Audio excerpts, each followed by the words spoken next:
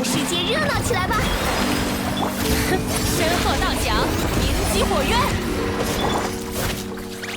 调整呼吸，计时开始，微水武兽。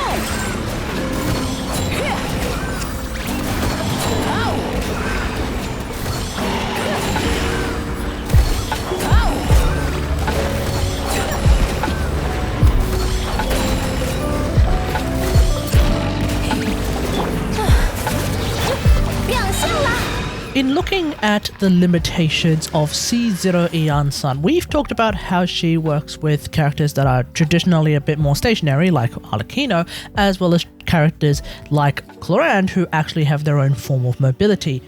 And for this final C0 Iansan video, I want to talk about an archetype that actually makes her really, really good, and that's specifically her with Plunge Carries, because it turns out this archetype actually brings out the best from Iansan. So that, in my opinion, is really, really cool.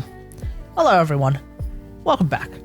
So while I was going all in for C6 Iansan, I ended up getting Varesa, I ended up getting C6 Gaming, as well as C1 Xianyun, who I had talked about a little bit in detail in the Should You Get Xianyun video. So with the exception of Varesa, who I haven't actually leveled yet, the other two have really pushed me to consider Plunge teams far more than I have been in the past year. So I want to talk about it. But first, don't forget to subscribe, okay? Because this is the last C0 Iansan video. The next one we're going to be looking at C2 Iansan, and then we're going to have some fun with C6 Iansan. Now, what makes Iansan really, really good for Plunge DPSs, or rather what actually makes Plunge DPSs really, really good for Iansan, is that they provide her with Nightsoul positive gameplay without actually needing to do anything else differently. Recall what I talked about in other videos. With someone like Arlecchino, you have to do like a normal attack in, well, 2 normal attacks and then run back kind of gameplay, which is a little bit different to what you normally are used to. With someone like Clorinde, you do need to dash a bit more often in order to be able to at least maintain Nightsoul neutral gameplay. But for Plunge DPSs, it seems like you don't have to do anything, and it's Nightsoul positive gameplay 100%. So that is really, really cool. Now, I don't have all of the Plunge DPS characters in the game. I'm of course famously missing Xiao. But aside from him, I've tested Iansan with Lisa, Nahida, Miko, Hu Tao, and of course Gaming, and a little bit with Varesa just to get a gauge of the whole Nightsoul mechanic. But it turns out that Varesa is also doubly synergistic with someone like Iansan because she burns Nightsoul herself, and that in turn also means that you can very easily have Nightsoul positive gameplay. Now, aside from Gaming, most of the characters that I've actually tried with Iansan in a Plunge perspective do of course need someone like Xianyun in order to even be able to be Plunge carries in the first place. But that's what's kind of great about Xianyun, is that she's kind of like Miko. Her movement still keeps that Nightsoul meter bar pretty much well above the 42 threshold, which is exactly what you want. So if you were to, let's say, play Iansan into Xianyun, you won't be losing Nightsoul while setting up Xianyun. That being said though, because of the duration of Xianyun's buff, I think it would ultimately be better no matter what to go from Xianyun into Iansan anyway, since, well, the buff actually lasts longer on Xianyun than it does on Iansan. Xianyun's buff is 16 seconds long for those playing at home, whereas Iansan's buff at C0 is 12 seconds, and at C6 it's 15 seconds. So no matter what, it's still ever so slightly shorter than Xianyun's. Speaking of Xianyun, let's just go on a quick tangent about Xianyun, because in the comments of my Should You Get Xianyun video, quite a few people rightly said that it's probably not a huge upgrade to get C1 Xianyun, or at least not as huge as I thought it was, especially if your up rotations end up being shorter than 24 seconds, because let's remind ourselves, Xianyun's skill has a 12-second cooldown. Xianyun's C1 being double skill means that would basically be 24-second cooldown. So if you happen to have a rotation like a 20-second cooldown, then yeah, C1 Xianyun would not be as good as I thought it was. But here's the thing. I've played C1 Xianyun now for about 3 days, 4 days. Honestly, I have not come across that problem at all. For whatever reason, all of my rotations seem to be perfectly accommodating that 24-second rotation. So maybe I'm a lot looser than other people who I guess have like massively optimized their rotations.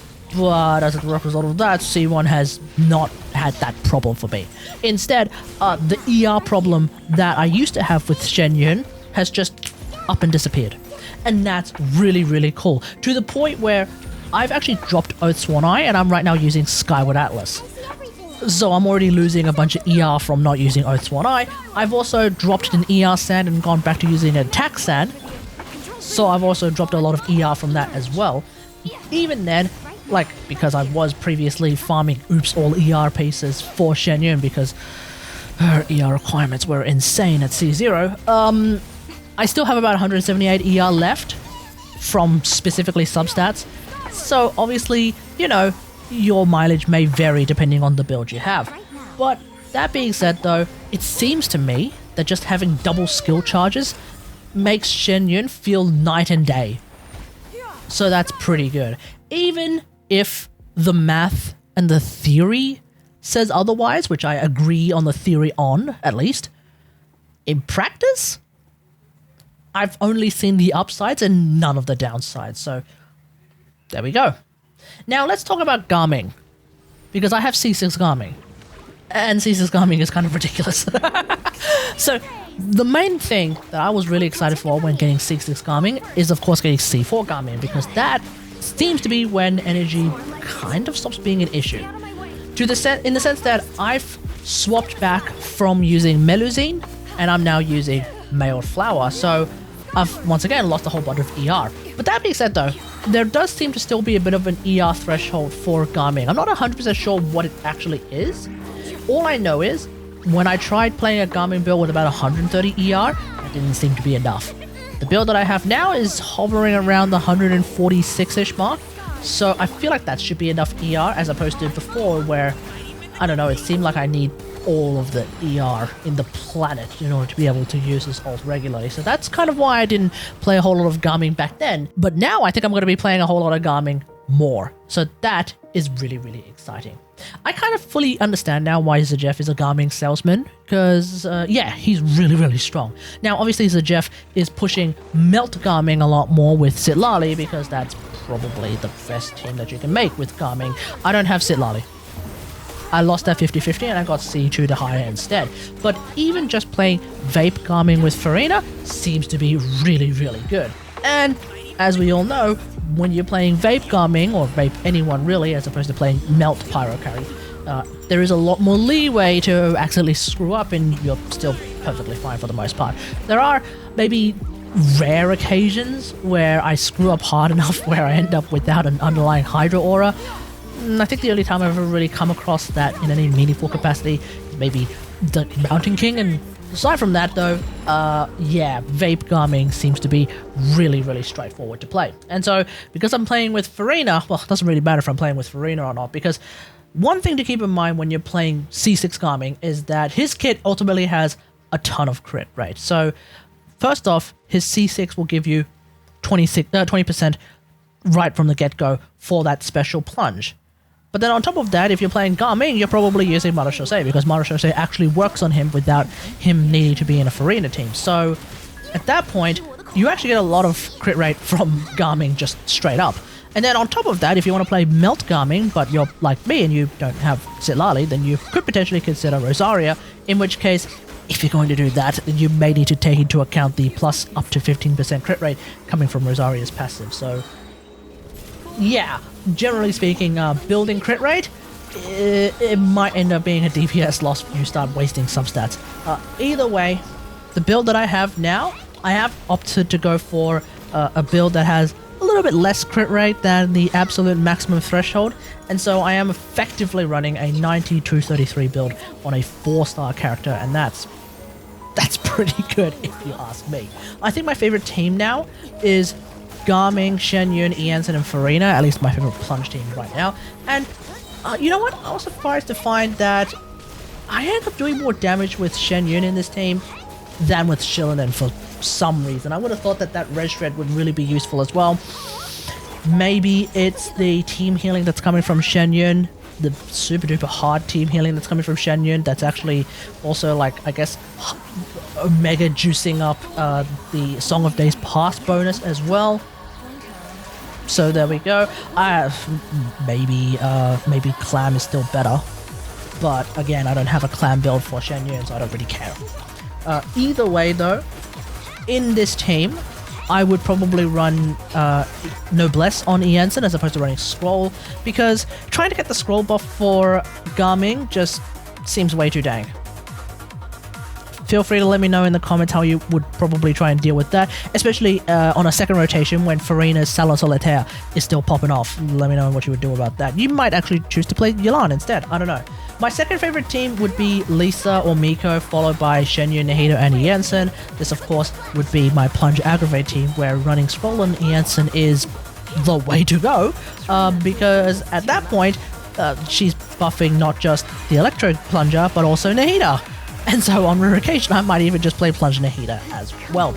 Either way though, what's funny about Aggravate Plunge with someone like Lisa or Miko is that it works a lot better with them, at least for the Aggravates, as opposed to someone like Varesa, who is more of a does big damage but not as many reactions. And so with someone like Lisa and Miko, you have no ICD on their plunges, which means they aggravate all the damn time. That's kind of nice. Whereas with Varesa, she does have a strange ICD, I think, so that's kind of why people are opting to play Overload or I guess like Furina based plunge teams with Varesa at the present moment.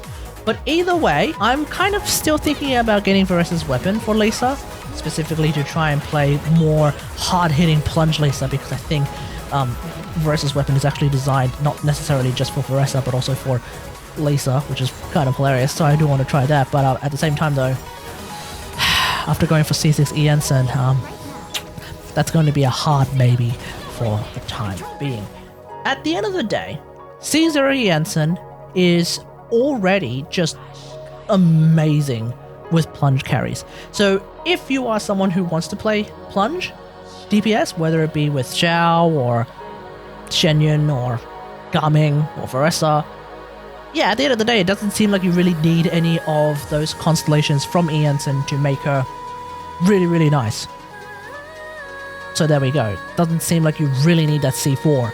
So you should be a-okay from there. Let me know think about all of this in the comments below. How do you feel about C0 Iansan, and what kind of teams are you playing with her? Let me know in the comments. Moving on now, we're going to be looking at C2 Iansan, and then I'm going to be jumping into C6 Iansan, which I'm pretty excited for, so here we go. Otherwise, hope you guys enjoyed. If you like this video, hit that like button, subscribe for more Genshin Impact content, and until next time, I will see you guys later. Thanks for watching.